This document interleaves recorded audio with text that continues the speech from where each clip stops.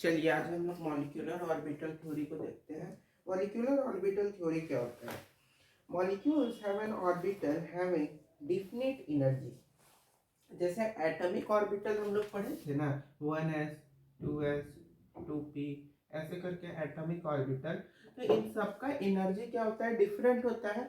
इसी की तरह जो मॉलिक्यूलर ऑर्बिटल्स होते हैं उनका भी एनर्जी क्या होता है? डिफरेंट होता है, just like atomic orbitals.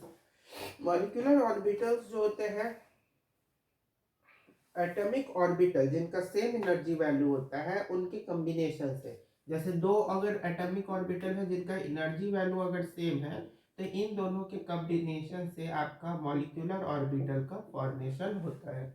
Same energy value होना चाहिए। तीसरा है कि electrons of atom is affected by one nucleus in atomic orbital. देखो, एटॉमिक ऑर्बिटल में क्या होता था कि जैसे ये आपका एटम का ऑर्बिट है, ठीक। तो इसमें ये जो इलेक्ट्रॉन है ये केवल एक न्यूक्लियस से क्या होता था? अट्रैक्ट होता था। लेकिन जब मॉलिक्यूलर ऑर्बिटल का बात होता है, किसका? मॉलिक्यूलर ऑर्बिटल का, तो उस केस में जैसे अगर Cl2 नहीं, Cl2 नहीं, HCl का बना है, तो HCl में ये आपका हाइड्रोजन का हो गया और ये आपका क्लोरीन का हो गया। ये किसका हो गया? क्लोरीन का। तो यहाँ पे ये जो इलेक्ट्रॉन है, ये जो दोनों इलेक्ट्रॉन है, ये इस न्यूक्लियस से भी अफेक्ट है, इस न्यूक्लियस से भी अफेक्ट है। ये इलेक्ट्रॉन इससे भी अफेक्टेड है, इससे भी, मतलब दोनों। एक इलेक्ट्रॉन को मॉलिक्यूलर ऑर्बिटल में दो क्या करता है? एक ही इलेक्ट्रॉन को दो न्यूक्लियस जो है मॉलिक्यूलर ऑर्बिटल में मोर देन वन क्या करता है? अफेक्ट करता है। जबकि एटॉमिक ऑर्बिटल में केवल एक सिंगल न्यूक्लियस के द्वारा ही अफेक्शन होता है। समझे? बताइए।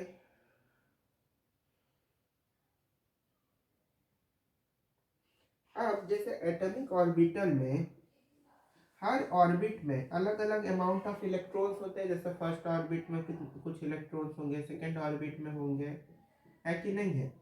तो उसी तरीके से जैसे एटम में इलेक्ट्रॉन्स का अरेंजमेंट होता है, सिमिलरली मॉलिक्यूल ऑर्बिटल में भी इलेक्ट्रॉन का अरेंजमेंट ऐसे ही होता है।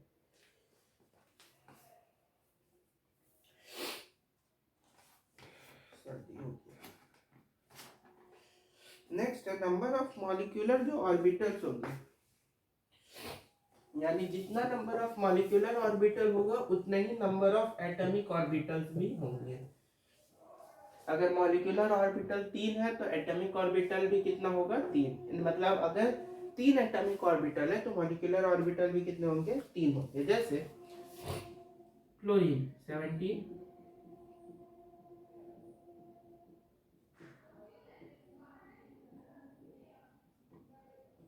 है कि नहीं? कोई इसमें दिक्कत, कोई समस्या नहीं। अब अगर हाइड्रोजन का देखें HCl में, तो हाइड्रोजन में अगर इसको हम लें तो देखो ये 1s 2s 2p,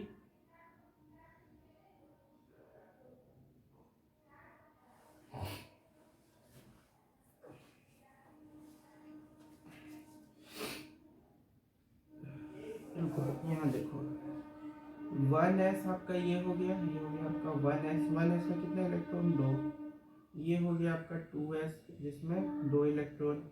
ये हो गया आपका 2p,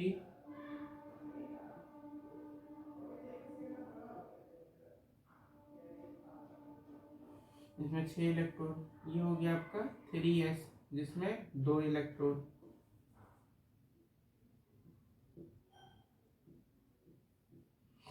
अब यहाँ पे लास्ट वाला को देखना, ये क्या हुआ आपका? 3p। 3p में कितना इलेक्ट्रॉन है? 1 2 3 4 5, 5 इलेक्ट्रॉन है। अगर हम लोग क्लोरीन का ये हुआ हाइड्रोजन का अगर बना है H का, तो इसमें क्या होता है? 1s1, यानी 1s में हाइड्रोजन का अगर देखो 1s1, तो 1s में कितना इलेक्ट्रॉन है? 1s में आपका केवल एक ही इलेक्ट्रॉन है 1s में। अब ये जो है ये 1s,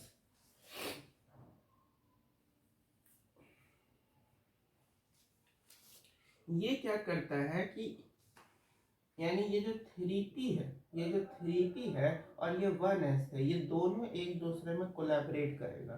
कोलैबोरेट कैसे करेगा? मतलब एक दूसरे में के ऊपर ओवरलैप करेगा। तो जैसे यहाँ 3p था, 3p,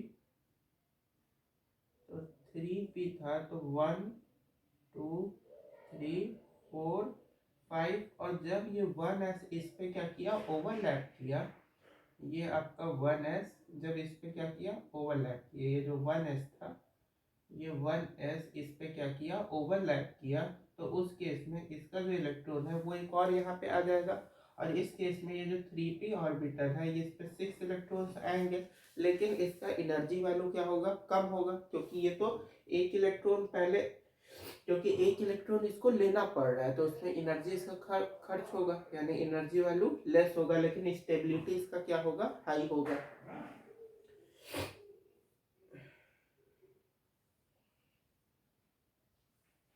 तो यहाँ से नोट करने वाली बात ये है कि बॉन्डिंग मॉलिक्यूलर ऑर्बिटल, यानी जो मॉलिक्यूलर ऑर्बिटल बॉन्ड बनाएंगे यानी बॉन्डिंग करेंगे, उनका एनर्जी वैल्यू क्या होगा, लेस होगा, इनका लेस एनर्जी वैल्यू होगा,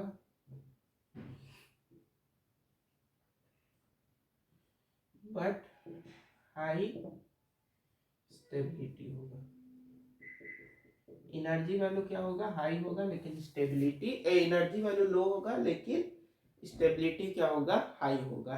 एंटी बॉन्डिंग, यानी जो मॉलिक्यूलर ऑर्बिटल्स बॉन्ड नहीं बना रहे हैं उनका तो एनर्जी वैल्यू हाई होगा और स्टेबिलिटी कम होगा, और जिन जो मॉलिक्यूलर ऑर्बिटल्स बॉन्ड का फॉर्मेशन कर रहे हैं उनका एनर्जी वैल्यू कम होगा और स्टेबिलिटी ज्यादा होगा as compare to anti bonding, यानी जो बॉन्ड नहीं बना रहे हैं।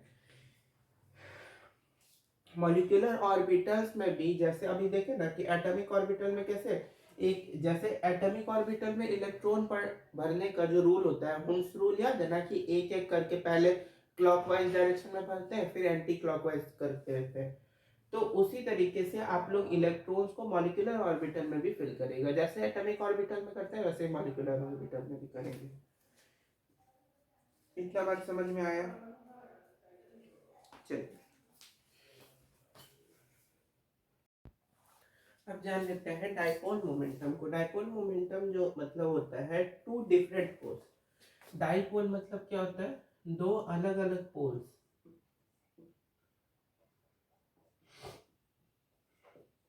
डाइपोल मोमेंटम हमेशा जो है पोलर मॉलिक्यूल्स के बीच में होता है। किसके बीच में होता है, पोलर मॉलिक्यूल्स के बीच में।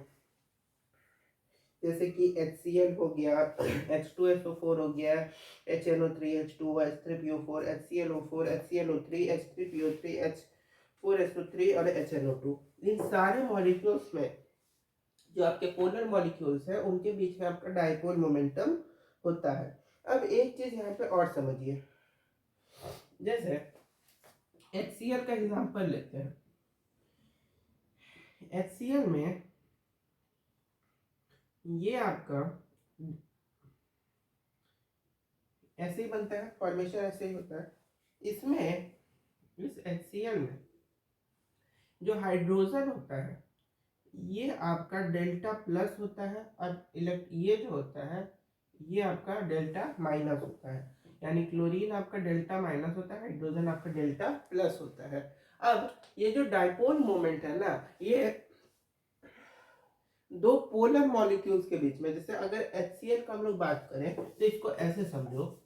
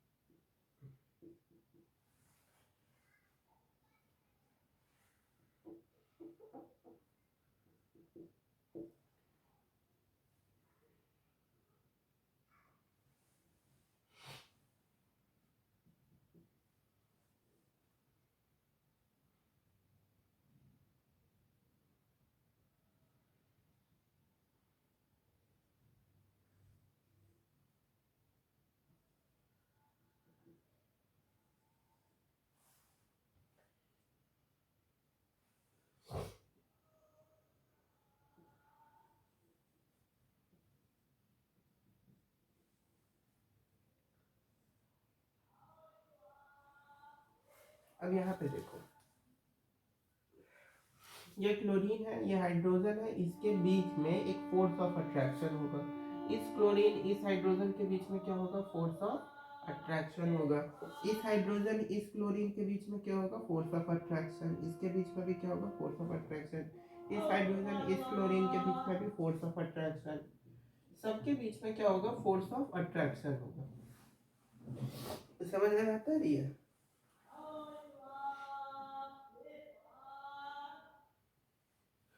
यहाँ पे भी ये क्लोरीन होगा, ये हाइड्रोजन।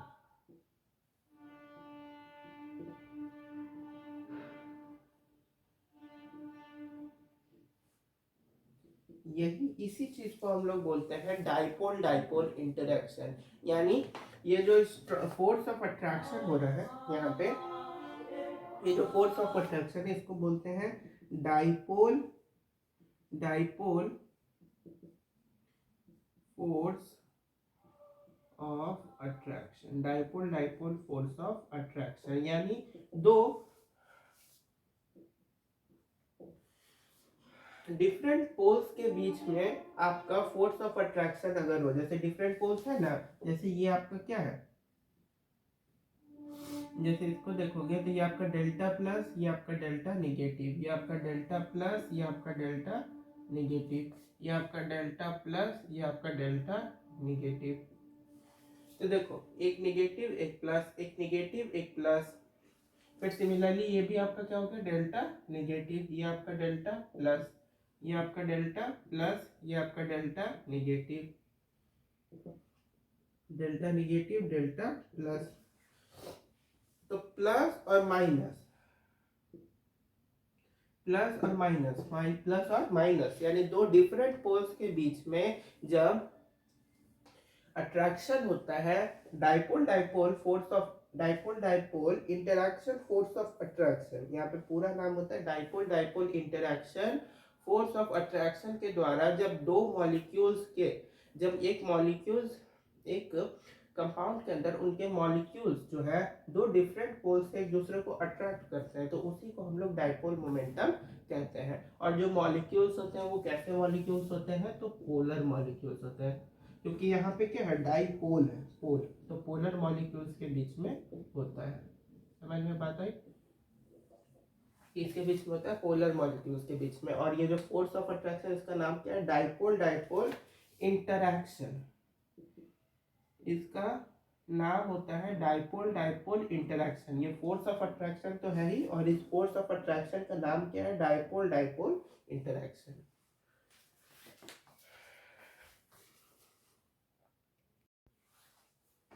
देखिए, स्प्लिटिंग ऑफ मॉलिक्यूलर ऑर्बिटल्स को समझते हैं। जैसे ये नाइट्रोजन है, N2 मॉलिक्यूल लिए, नाइट्रोजन का कॉन्फ़िगरेशन ये होता है। अब सब लोग को पता है कि नाइट्रोजन का कॉन्फ़िगरेशन ये होता है। तो अगर ये N2 है तो एक मॉलिक्यूल इसमें दो एटम होंगे, दोनों एटम का हम 1s 2s और 2p सब चीज यहाँ लिख लिए हैं, 1s 2s और 2p। अब देखो, जब ये जो N2 है, ये जो नाइट्रोजन है, इसमें दो एटम है, एक एटम को मानते हैं Na, एक को मानते हैं Nb, एक को Na एक को Nb। एक नाइट्रोजन एटम क्या आपका Na है, एक Nb है। तो Na नाइट्रोजन एटम का कॉन्फ़िगरेशन ऊपर है, Nb नाइट्रोजन एटम का कॉन्फ़िगरेशन नीचे है। अब इन दोनों नाइट्रोजन के एटम में जो p ऑर्बिटल है, p ऑर्बिटल है, ये दोनों जब एक दूसरे पे ओवरलैप करेगा, क्या करेगा, एक दूसरे पे ओवरलैप करेगा, तो कुछ इस तरह का बनेगा। यानी इसमें भी 3 इलेक्ट्रॉन है, इसमें भी 3 इलेक्ट्रॉन है, दोनों एक दूसरे पे ओवरलैप किया, ऐसे 6 इलेक्ट्रॉन्स आएंगे कि नहीं आएंगे, आ जाएंगे। तो जब ये चीज होता है, यानी दोनों एक दूसरे पे ओवरलैप करता है, तब ये इस कॉन्फ़िगरेशन से ये ऑर्बिटल क्या होता है, स्प्लिट हो जाता है, यानी कि अलग हट जाता है। और अलग हट गया जिसके कारण, और ये जो स्प्लिटिंग जो ऑर्बिटल है, ये कौन सा बॉन्ड बनाता है, सिग्मा बॉन्ड। ये कौन सा बॉन्ड बनाता है, सिग्मा बॉन्ड। और इसका जो एनर्जी होता है, लो एनर्जी, इसका एनर्जी वैल्यू क्या होता है, बहुत ज्यादा कम होता है, क्योंकि इसके ये तो कब बना, ये सिग्मा बॉन्ड यानी ये जो स्प्लिटिंग ऑर्बिटल है कब बना, जब तीन तीन अलग अलग इलेक्ट्रॉन्स, यानी दो अलग एटम के इलेक्ट्रॉन्स एक साथ आए तब ना इस ऑर्बिटल का फॉर्मेशन हुआ। तो पहले है तो उसमें 3 ही इलेक्ट्रॉन, तो एनर्जी क्या होगा, कम होगा एज कंपेयर टू द ये सारे जो ऑर्बिटल्स है इनके कंपैरिजन में इसका एनर्जी क्या होगा, सबसे कम होगा। और ये जो ऑर्बिटल्स है ये एक साथ जो बच गए ये सारे मिलके कौन सा बॉन्ड बनाएंगे, पाई बॉन्ड। और इन सब का जो एनर्जी होगा, इनका एनर्जी क्या होगा, हाई होगा, इनका हाई एनर्जी होगा। बात समझ में आए? तो इसी को कहते हैं स्प्लिटिंग ऑफ मॉलिक्यूलर ऑर्बिटल्स। कोई दिक्कत? तो खत्म चैप्टर।